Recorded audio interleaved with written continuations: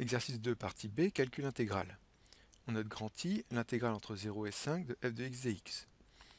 Première question, la fonction grand f est définie sur 0,15 par grand f de x égale 20 fois ln de x carré plus 25 plus 15x. On nous demande de démontrer que grand f est une primitive de petit f. Pour cela, on va démontrer que la dérivée de grand f', est égale à petit f. On va donc dériver grand f. Grand f est une fonction du type une constante fois ln de u plus 15x. Donc on va d'abord dériver 20 fois ln de x carré plus 25 du type k fois ln de u, une constante fois ln de u. On va donc avoir besoin de dériver une fonction du type ln de u. On regarde dans le formulaire, dérivée de ln de u, c'est u' sur u. U vaut x carré plus 25, dérivée de x carré c'est 2x, dérivée de 25, 0. Donc u' égale 2x. Dérivée de k fois ln de u, c'est k fois u' sur u. Donc ici, 20 fois 2x sur x carré plus 25, 20 fois 2x égale 40x sur x carré plus 25. On va maintenant dériver grand f, donc ça va être la dérivée de 20 fois ln de x carré plus 25, ce qu'on vient de calculer, et on va rajouter la dérivée de 15x, puisque la dérivée d'une somme, c'est la somme des dérivées. Donc grand f' de x est égal à 40x sur x carré plus 25, plus dérivée de 15x, 15. On obtient bien la fonction petit f de x. Grand f' est égal à petit f, donc grand f est une primitive de f sur l'intervalle 0,15.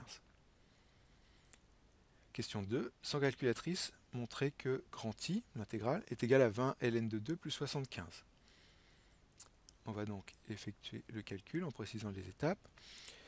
La définition d'une intégrale, c'est la valeur d'une primitive de la fonction f en b, donc ici en 5, moins une valeur de la primitive en 0, d'une primitive en 0. Une primitive grand f est donnée à la première question. On va donc calculer grand f de 5 moins grand f de 0. Donc dans l'expression de grand f de x, on va remplacer successivement x par 5, puis x par 0.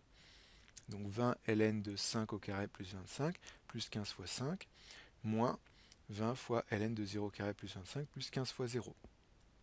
On va simplifier. Alors ensuite, comment on va se débrouiller avec ça? On va essayer, on remarque qu'on a des 20 devant les ln, donc on va factoriser par 20 pour regrouper les ln. On obtient 20 ln de 50 moins ln de 25. Il nous reste plus 75. Ici, entre crochets, on obtient une expression du type ln de a moins ln de b.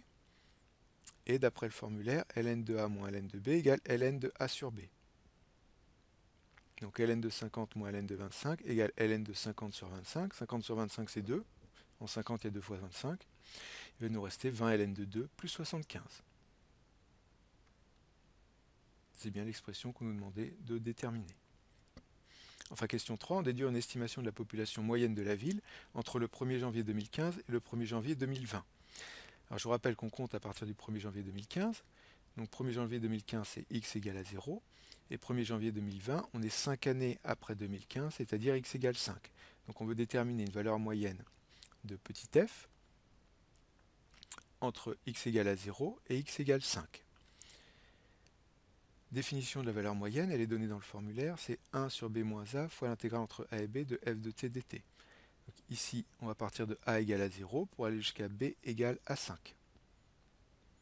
Donc la valeur moyenne égale à 1 sur 5 moins 0 fois l'intégrale i, calculée plus haut.